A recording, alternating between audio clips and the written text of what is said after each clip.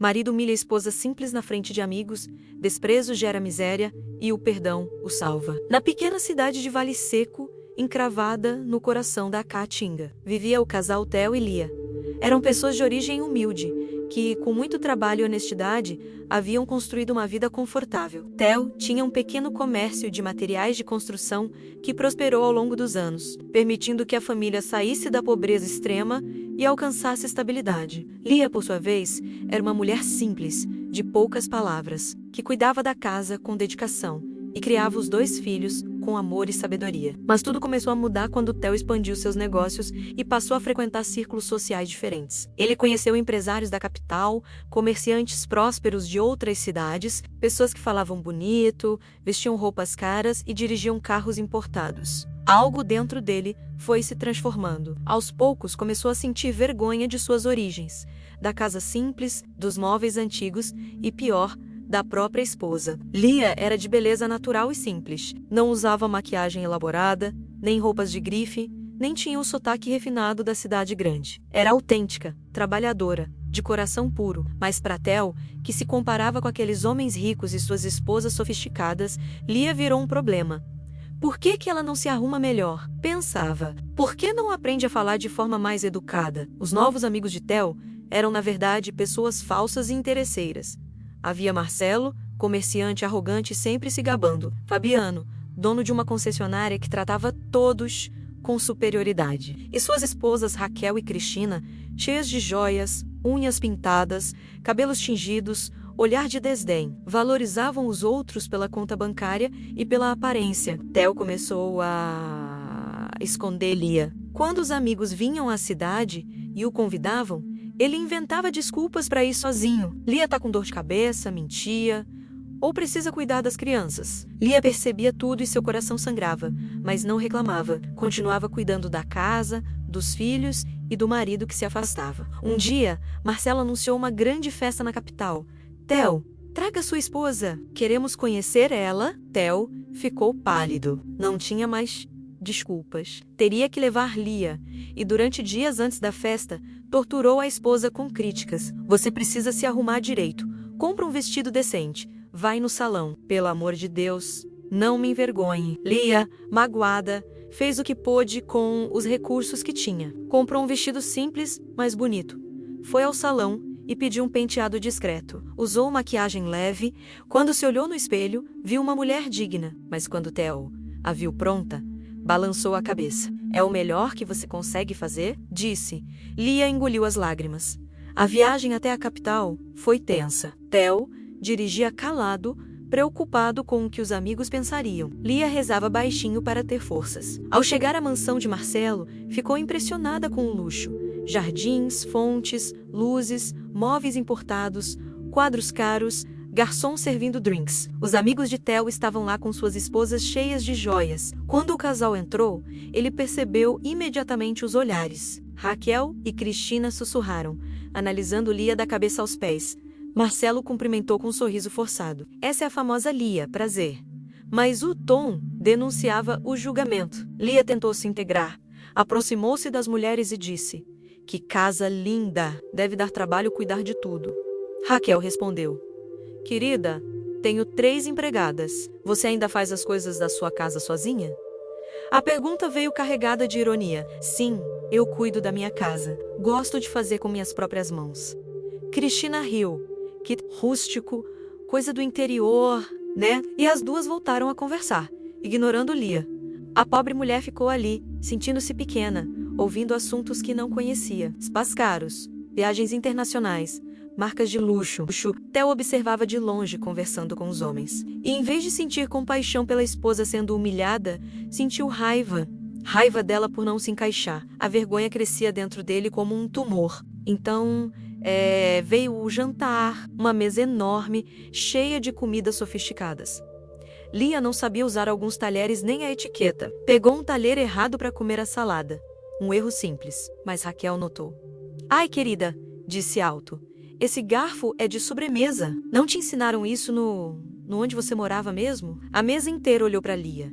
O silêncio foi mortal, e Theo fez o imperdoável. Em vez de defendê-la, riu junto com os outros. E disse, Desculpem minha esposa. Ela é do interior, não tem prática com essas coisas. A gente tenta ensinar, mas pessoas simples têm dificuldade. O mundo de Lia desmoronou.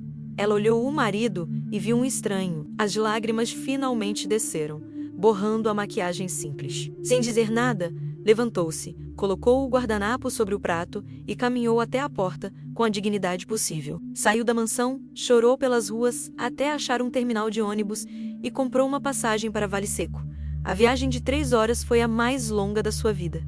Como ele pôde? Repetia entre soluços. Enquanto isso, na festa, o clima ficou estranho. Alguns convidados comentavam: foi pesado demais, mas Marcelo, Fabiano, Raquel e Cristina apenas riram e seguiram a festa. Theo, embriagado pela aceitação falsa do grupo, bebeu mais para esquecer o olhar da esposa. Mas a vida cobra. Poucos dias depois, tudo começou a dar errado para Theo.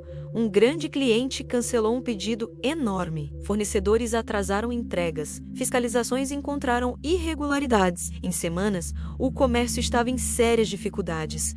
Desesperado, Theo ligou para Marcelo. Cara, tô num aperto. Pode me emprestar? Dinheiro? Marcelo foi frio. Não tenho sobrando. Ligou para Fabiano, que deu a mesma desculpa. Quanto mais Theo precisava, mais eles se afastavam. A verdade surgiu. Ninguém ali era seu amigo. Eram apenas interesseiros. Agora que ele estava em dificuldade, sumiram. De volta a Vale Seco, encontrou a casa vazia. Lia havia levado as crianças para a casa da mãe. Havia apenas um bilhete. Theo, não aguento mais ser humilhada. Preciso de um tempo para pensar se ainda quero esse casamento. As crianças estão comigo e bem. Quando você lembrar de quem era antes de conhecer aquelas pessoas falsas, a gente conversa. Lia. Theo leu o bilhete e pela primeira vez caiu em si. Trocaram uma esposa fiel, dedicada, amorosa, pela aprovação de pessoas que não valiam nada. Machucar a mulher que esteve ao seu lado desde o começo. E agora estava sozinho, sem família, sem amigos, sem dinheiro, sem nada com mente.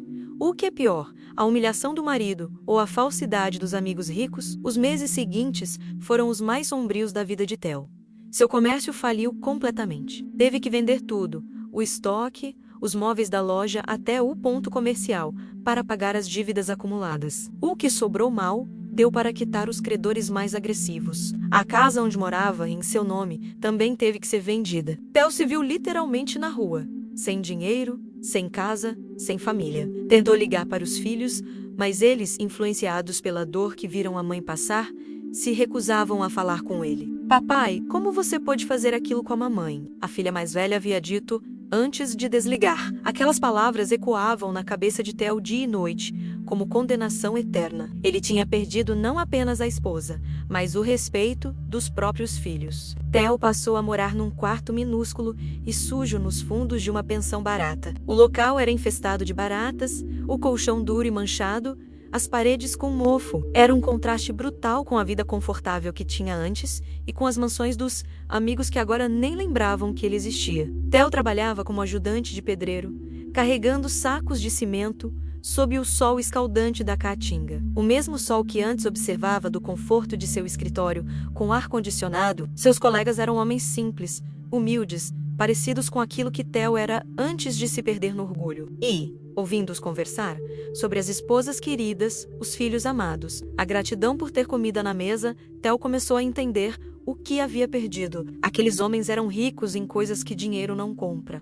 Amor, família, lealdade, simplicidade. Uma noite, voltando para seu quarto miserável depois de um dia exaustivo, Theo passou em frente a uma igreja pequena. De dentro vinham vozes cantando um hino que ele conhecia desde criança. Um hino que Lia costumava cantarolar enquanto cozinhava. Algo dentro dele se quebrou. Entrou na igreja, sentou-se no último banco e, pela primeira vez em meses, chorou de verdade. Não um choro de autopiedade, mas de arrependimento genuíno. O padre João percebeu aquele homem destroçado e aproximou-se. "Meu filho, quer conversar?" E Theo desabafou tudo.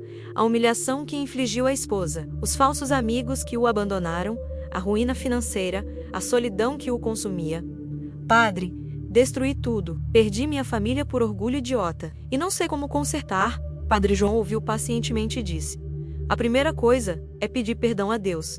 Mas ele quer ver ações. Volte para sua esposa, se humilhe, reconheça seus erros e peça perdão a ela também. Não sei se ela vai te perdoar, ela tem esse direito, mas você precisa tentar. Mas, padre, Theo respondeu, como vou aparecer na frente dela desse jeito? Sem nada, ela vai pensar que só voltei porque preciso dela. O padre suspirou. E não é exatamente por isso que deve ir, porque finalmente entendeu que precisa dela, que ela sempre foi o tesouro da sua vida? Aquelas palavras penetraram fundo. Theo passou mais 3 semanas juntando coragem e um pouco de dinheiro. Trabalhou dobrado, economizou cada centavo para a viagem a Vale Seco, comprou flores simples no mercado, bonitas em sua simplicidade, e numa manhã de sábado, pegou o ônibus de volta. Quando chegou, foi direto para a casa da sogra, onde Lia estava, suas mãos tremiam ao bater na porta. Dona Maria atendeu e ficou em choque ao vê-lo magro, com roupas surradas, rosto queimado e olhos fundos. Theo, meu Deus, o que aconteceu com você? Dona Maria, ele disse, eu sei que não mereço, mas posso falar com a Lia só 5 minutos. Preciso pedir perdão.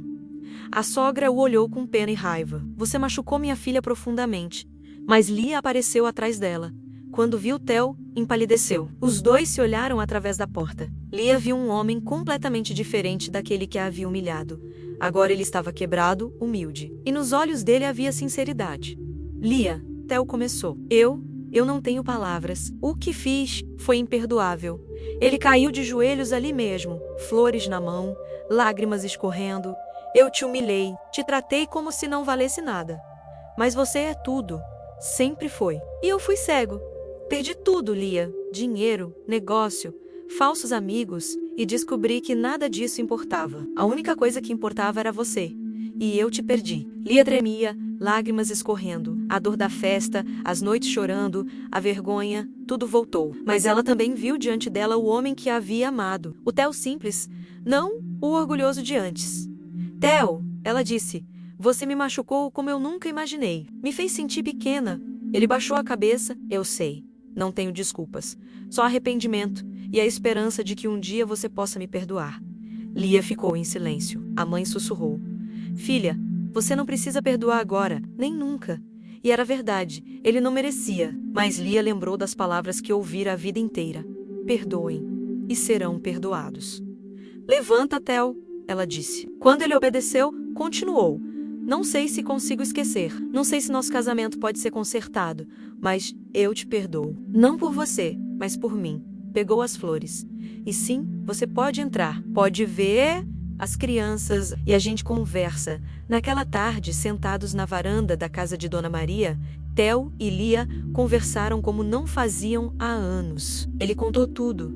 A falência, a solidez, as lições dolorosas. Lia, aqueles amigos ricos nunca foram amigos. Quando precisei, todos sumiram.